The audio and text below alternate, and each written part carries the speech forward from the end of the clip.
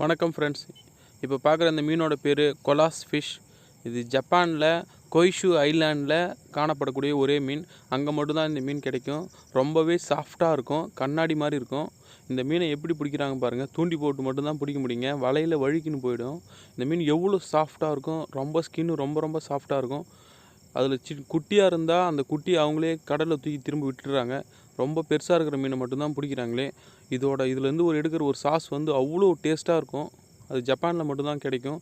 அதுவும் அங்கே இல்லாமல் கொய்ஷு ஐலாண்ட் இருக்குல்ல, அந்த ஐலாண்டில் மட்டும்தான் இது கிடைக்குமே. கையில் எடுத்து காட்டும் போது எவ்வளோ சாஃப்டாக இருக்குன்னு பாருங்கள், எவ்வளோ நீளம் இருக்குன்னு பாருங்கள். இந்த மீன் இந்தியாவில் பார்த்தீங்கன்னா கண்ணாடி பாறைன்னு சொல்லுவாங்க. ஆனால் நம்ம நாட்டுக்கு தகுந்த மாதிரி அதோட தோல் ரொம்ப ரஃப்பாக இருக்கும். ஆனால் அவங்க நாட்டில் ரொம்ப சாஃப்டாக இருக்குது. சின்னது குட்டியை பாருங்கள், குட்டியை கடலே போட்டாங்க பாருங்கள். இந்த மாதிரி குட்டியாக இருக்கிற மீனெல்லாம் மாற்றினா கூட அவங்க கடலே திரும்பி விட்டுருவாங்க.